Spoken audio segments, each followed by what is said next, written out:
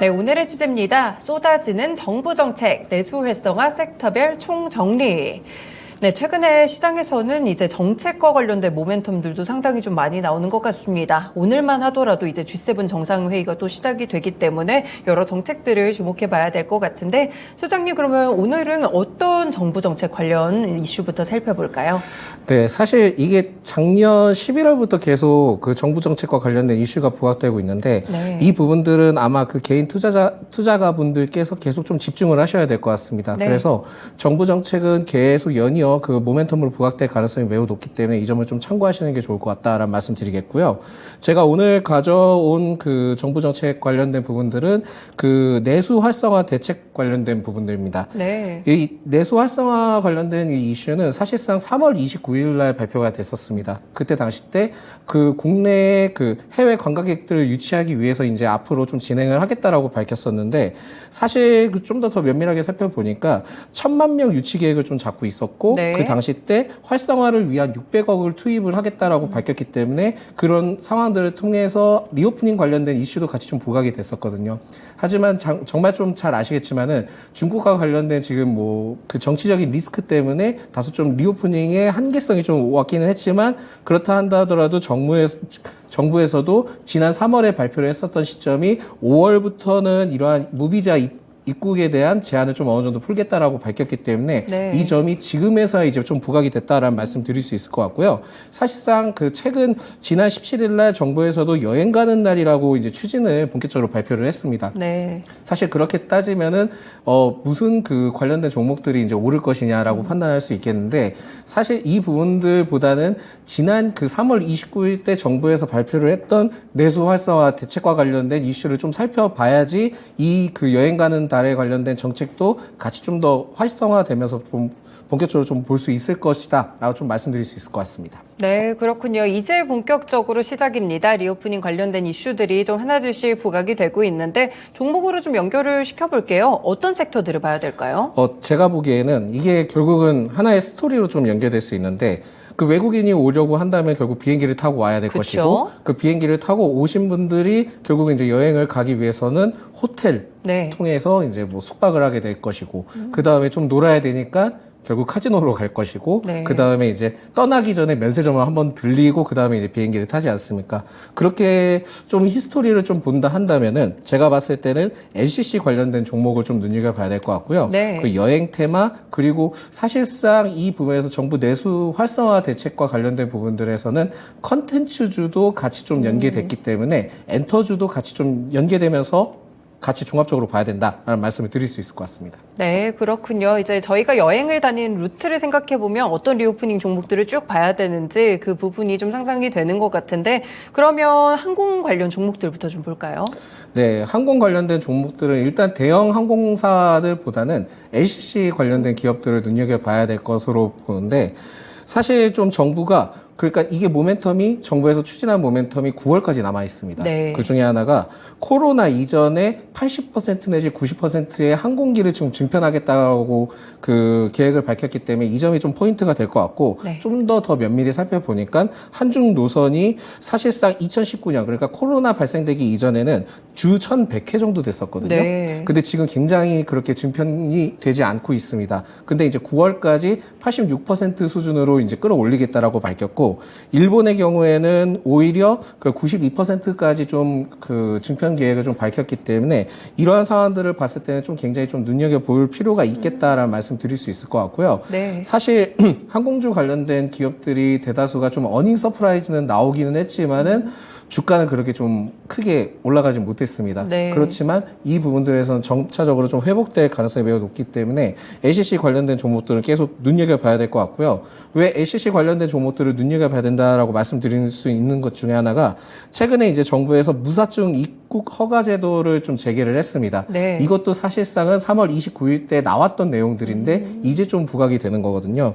좀 더 살펴보니까 3국을 통과해서 그 온 여객을 대상으로 무사증 입국 허가를 4월 30일 날 이제 재개를 했고 또한 그 인천공항 일반 환승객을 통해서 무사증 입국 허가를 5월 15일 날 발표를 했습니다. 네. 결국은 이게 무슨 뜻이냐 한다면 우리나라를 통해서 이제 그 경유를 통해서 들어왔다 한다 하더라도 일부 좀 체류를 할 수 있는 기간을 좀 늘려준 거거든요. 네. 그렇기 때문에 당연히 항공 수요는 점차 이제 확대될 수밖에 없을 것이다라고 저는 생각이 들고 있기 때문에 LCC 기업은 이렇게 좀 참고를 하시면서 보시면 될 것 같다라는 말씀 드릴 수 있을 것 같습니다. 네, 결국에는 이제 항공기 증편 그리고 무사증 입국 허가 두 가지 모멘텀이 LCC 종목들을 주목할 만한 그런 이슈들로 작용을 하는 것 같습니다. 그럼 이제 항공주들은 뭐 당연히 수혜가 좀 있을 것이고요. 여행이나 엔터 종목들도 같이 수혜를 받을까요?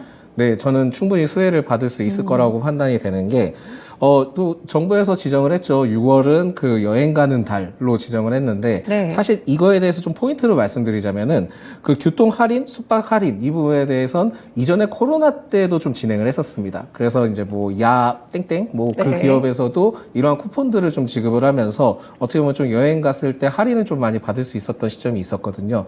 즉, 제가 이제 말씀드릴 수 있는 거는 이 부분들을 통해서 그 투자도 좋지만은 좀 여행도 다녀보시라라는 말씀을 드리겠고, 사실상 정부에서도 휴가 제도를 좀 많이 써라라고 좀 장려를 하고 네. 있기 때문에 이 6월에 대해서는 본격적으로 좀 수혜를 받을 가능성이 있다라는 것을 참고를 하시는 게 좋을 것 같고요. 네. 사실 여행 및 엔터, 그러니까 그 메가 이벤트 및 여행 가는 달을 수혜를 통해서 기대를 해볼 수 있는데, 올해 좀 더 살펴보니까 올해 네 나라 여행 박람회가 좀 개최가 되고 있고요.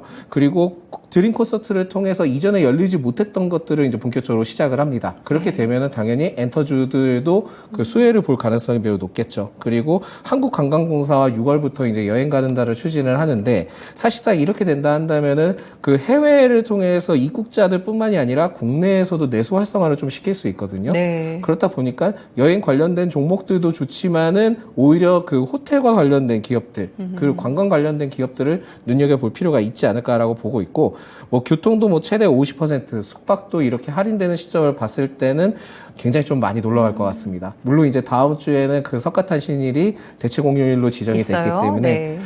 가셔야죠. 그러니까 좀 휴가도 떠나셔야 되고 하다 보니까 이 시점을 봤을 때는 그 계속 이슈 메이킹이 계속 될 수밖에 없는 것이 여행과 엔터는 계속 유효할 것이다 라는 말씀을 드릴 수 있을 것 같습니다. 저도 휴가 계획을 같이 좀 짜고 있는 상황인데 아무래도 수혜주들이 될 것 같습니다. 항공이나 여행 그리고 엔터 종목들까지 눈여겨보시면 좋을 것 같습니다. 네, 이렇게 정부 정책 덕분에 굉장히 수혜를 보는 섹터들이 있기도 하고요. 정부 정책 때문에 들썩이기는 한데 아직까지 좀 아쉬운 섹터가 있다면 어딜까요? 뭐 뷰티 쪽이죠. 화장품 쪽인데, 사실 이 화장품에 관련된 이슈가 뭐 어닝 서프라이즈가 나오면서 최근에 중소형주 관련된 기업들이 굉장히 좀 크게 상승을 했습니다. 네. 그렇지만은 이것은 일시적 업황 회복을 통해서 상승을 했다라고 판단이 되고 있고요. 대부분의 이제 화장품 관련된 종목들은 중국 수출을 통해서 굉장히 매출을 크게 확대를 했었기 때문에 네. 지금 시점에서는 지금 중국도 단체 비자 관광을 허용하지 않고 있는 시점이거든요. 그렇다 보니까 사실상 리오프닝 하면 대명사가 뷰티, 화장품 쪽이었는데 일시적으로 상승할 가능성은 있지만은 중장기적 업황과 관련된 부분에 대해서는 저는 제가 보기엔 굉장히 좀 부정적인 입장이 있습니다. 네. 그러다 보니까 지금 중국 화장품 관련된 기업들도 지금 북미 시장이나 해외 시장으로 좀 판로를 개척을 하고 있고 탈중국화를 하기 위해서 많은 노력을 하고 있거든요. 그 이유는 아마 중국의 화장품들이 굉장히 좀 고도화가 됐고 또 네. 커차오라고 이제 있는데 그걸 통해서 애국 소비 심리가 굉장히 강했기 때문에 이제는 이제 우리나라 그 중저가 브랜드가 아닌 이상은 좀 고가 뷰티와 관련된 이슈는 좀 크게 사라질 수 있다. 그렇다 보니까 지금은 뷰티와 관련된 기업들을 봤을 때는 지금 그 내수 활성화 대책을 통해 단기적인 상승을 좀 더 보일 가능성은 있지만은 장기적인 시장성을 봤을 때는 탈중국화된 기업이 아닌 이상 좀 많이 안 좋을 가능성이 높다는 점을 좀 참고하시면 좋을 것 같습니다. 네, 중국 비중이 너무 높다면 조금 경계를 해보셔야 될 것 같은 화장품 종목들입니다. 사실 근데 오늘이랑 어제 좀 부각됐던 이슈기도 한데 이제 식약처에서 잘 정부와도 이야기를 해가지고 이 화장품 국내의 전자판매 증명서도 이제 중국에 허가 등록을 할 때 인정을 해준다고 했더라고요. 어느 정도 약간씩 그런 이슈들이 화장품 종목들을 띄우기는 하는데 그런 이슈에도 불구하고 여전히 조금 부정적으로 보시나요? 네, 제가 보기에는 부정적으로 굉장히 보고 있고요.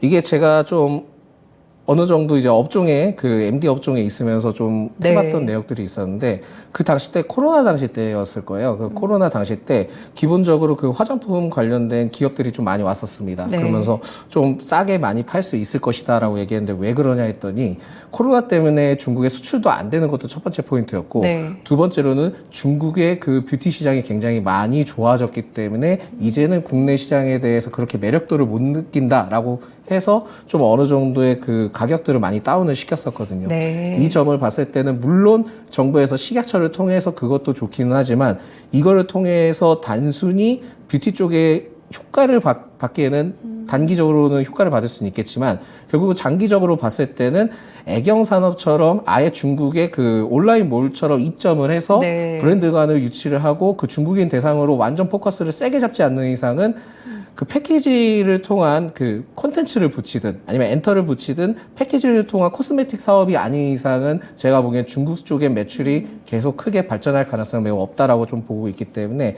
장기적으로는 제가 봤을 때는 아모레퍼시픽은 새로운 사업적인 부분들을 탈피하지 않는 이상은 좀 많이 어렵지 않지 않을까라고 좀 말씀드릴 수 있을 것 같습니다. 네, 중국에서도 화장품 산업 구조가 좀 많이 바뀌고 있다는 점을 명심하시면서 화장품 투자하실 때 좀 전략을 짜보셔야 될 것 같습니다. 네, 두 가지로 좀 나눠서 정책 관련 종목들 체크해봤는데 종목으로 조금 더 자세하게 들어가 볼게요. 이제 먼저 뭐 LCC나 뭐 이렇게 항공 관련 종목들부터 전망이나 투자 전략 어떻게 보세요? 저는 LCC 기업은 계속 지켜봐야 된다라고 말씀드릴 수 있을 것 같고 네. 진에어의 경우에는 그 1분기 영업이익이 849억 원, 그러니까 흑자 전환을 했고 최대 실적을 달성을 했습니다. 그리고 제주항공 역시 매출과 영업이익이 굉장히 좀 크게 늘어나면서 최대 실적을 달성을 했고 TA항공 역시 흑자 전환을 성공을 했거든요. 네. 그렇다 보니까 사실상 LCC 기업들에 대해서는 좀 더 부각을 크게 받을 가능성이 있지 않을까라고 생각을 하는데 이 기업들마다 모멘텀들이 각자 모멘텀들을 좀 갖고 있습니다. 특히 제주항공의 경우에는 이제 작년인가 재작년 정도에 그 대규모 유상증자를 좀 맞아요. 했었거든요. 네. 2천억 가량. 근데 그 유상증자의 포인트가 뭐였냐면은 신규 항공기 도입을 위한 그 목적을 가지고 진행을 했던 겁니다. 그러다 보니까 그 신규 항공기 도입에 대해서 기존에 이제 항공기는 거의 리스로 한다면 그 제주항공의 경우에는 리스가 아니라 진짜 매매를 해서 네. 운영을 하겠다라고 밝혔고 그걸 통해서 중앙아시아 등 모든 확대 노선을 계획을 발표를 했기 때문에 이 점을 좀 참고를 하셔야 될 것 같고요. TA 항공 역시 여객기를 통해서 그 북미 등 모든 지금 서유럽 등의 그 다이렉트로 갈 수 있는 부분들을 좀 추진을 하고 있다 합니다. 네. 결국은 이러한 상황들을 봤을 때는 수요가 앞으로 굉장히 좀 좋아질 것으로 좀 판단이 되고 있기 때문에 LCC는 내수 활성화 대책뿐만이 아니라 앞으로에 대한 사업 다각화에 대한 기대감도 같이 가지고 있다라는 말씀 드릴 수 있을 것 같고요. 그리고 이제 그 호텔신라 네. 면세점 관련된 면세요? 종목인데 사실상 그 매출이 좀 감소를 했습니다. 영업이익은 상승 전환을 했는데 그 인천공항에 대한 그 면세점 입찰이 됐잖아요. 그 그쵸? 낙찰이 됐고. 근데 그게 사실 그냥 낙찰됐겠지라고 좀 생각하시면 안 될 겁니다. 정확한 부분들은 좀 기억이 나질 않지만 이게 그 10년간 그 이제 본격적으로 면세점을 통해서 진행을 하는데 이전에 그 입찰을 했던 방식과는 좀 굉장히 달랐고요. 네. 그리고 오히려 기업의 입장을 통해서 인천공항에 그 입찰권을 좀 줬기 때문에 오히려 호텔신라의 경우에도 어느 정도의 그 업황 회복에 대한 기대감이 상당할 것이다라고 판단하고 있습니다. 네. 그리고 어쨌든 제일 중요한 거는 내수 활성화를 통해서 들어왔기 때문에 당연히 숙박을 해야겠죠. 그러다 보니까 이 점을 참고를 하시면서 보시면 좀 좋을 것 같고요. 그리고 GKL의 경우에는 이제 카지노 기업인데 네. 사실상 영업이익이 272억 원, 그러니까 전년 대비 흑자 전환을 했지만은 제가 봤을 때는 이건 좀 다소 약하다라고 생각을 합니다. 그러니까 중국의 VIP 고객들이 아직까지 들어오지 않았기 때문에 그 고객을 통해서 이제 본격적으로 들어오게 된다 한다면 GKL은 굉장히 많이 좋아질 가능성이 있기 때문에 이 점을 참고로 하시면서 좀 보시면 좋을 것 같다라는 말씀 드리겠고요. 네. 엔터주의 경우에는 최근에 굉장히 좀 행보가 무섭습니다. 무섭기 때문에 하이브는 계속 좀 지켜볼 필요가 있지 않을까라고 판단이 되고 있고 아티스트가 계속 나올 겁니다. 그렇죠. 하이브는. 네. 그리고 큐브 엔터는 지금 최근에 주가가 굉장히 좀 크게 조정을 받고는 있지만은 어느 정도 조정폭을 어느 정도 만회를 하게 된다 한다면 제가 보기에는 큐브 엔터는 좀 공격적으로 매수를 해볼 필요가 있지 않을까라고 생각하는데 포인트는 결국 그겁니다. 큐브 엔터는 사실상 그 아티스트를 통해서 매출도 끌어올리는 부분들이 있기는 하지만 사실상은 이 기업이 코스메틱 사업부도 같이 운영을 하고 있거든요. 그렇군요. 네. 그렇다 보니까 아티스트와 그 코스메틱의 사업부를 같이 좀 융합을 해서 진행을 한다면 시너지 효과가 상당하다라고 좀 말씀드릴 수 있을 것 같고요. 중국과 관련된 이슈가 좀 어느 정도 해결이 된다 한다면은 큐브엔터의 그 아이들의 그 우기가 있지 않습니까? 그걸 통해서 굉장히 광고 효과든 뭐든 엄청난 효과를 좀 누릴 수 있지 않을까라는 말씀을 드릴 수 있을 것 같습니다. 네, 알겠습니다. 종목별로도 투자 전략 좀 자세하게 전해주셨습니다. 소장님 말씀 여기까지 드릴게요. 고맙습니다. 네, 감사합니다. 네, 이렇게 일부 쉬운 이슈 읽어주기 시간에서는 프레스티지 경영전략연구소의 반종민 소장님과 함께 정책 관련 이슈들과 종목들 리오프닝을 위주로 함께 정리해봤습니다.